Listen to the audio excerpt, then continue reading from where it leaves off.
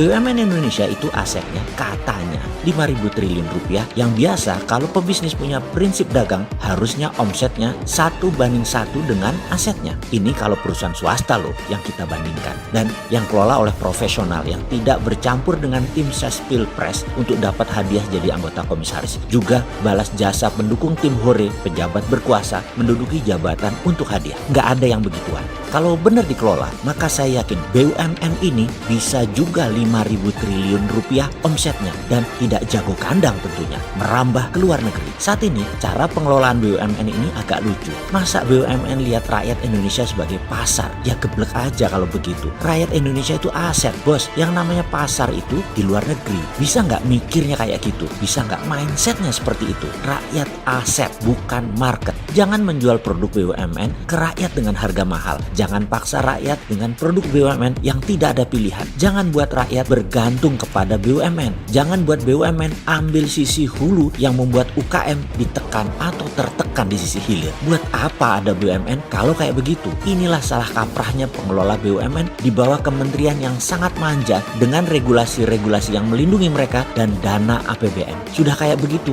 nggak bisa 1:1 lagi asetnya dengan salesnya. Apa itu maksudnya 1:1? Ini harus diterangkan karena mungkin sahabat sudah tahu, tapi buzzer nggak paham. Ini yang harus dijelaskan biar buzzernya pinter sedikit, komennya jadi bermutu. Sederhananya begini, kalau kita pebisnis, aset kita yaitu modal plus alat usaha dan lain sebagainya, katakanlah 500 juta. Kita punya penggilingan padi. Setiap hari menerima jasa giling, dan dalam 1 tahun omset kita 500 juta. Profit kita bersih 20% atau sekitar 100 juta rupiah. Itu adalah nilai wajar biasa, dan itu bisnis seperti biasa. Kalau bisnis bagus, itu sewaktu pengelolaan harus masuk rumus 1, 2, 3. Masuk 1, katakanlah 1 miliar, tahun kedua harus jadi 3 miliar. Yang naik 3 kali lipat itu biasanya 1 asetnya, 2 penjualannya, atau profitnya. Yang terbaik adalah omsetnya 3 kali naik dari asetnya, modal dalam hal ini. Itulah bisnis bagus yang masuk dalam rumus 1, 2, 3. Kalau masuk 1 dalam setahun omsetnya 1,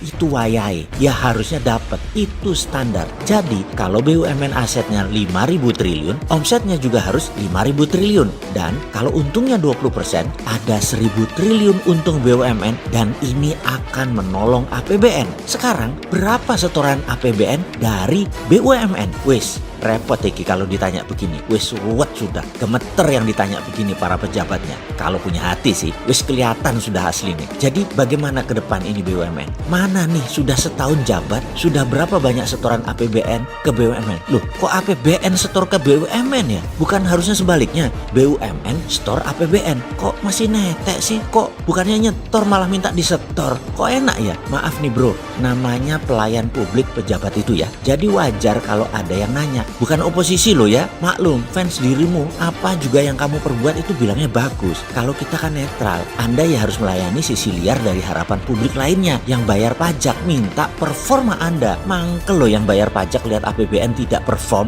APBN malah buat nyetor BUMN, BUMN yang nggak perform. Kalau nggak perform, ya kita ingetin. Kalau mau tahu caranya bisa meningkatkan omset dan profit BUMN, ya mbok kabar-kabaran, nanti kita kasih tahu, kita tolong.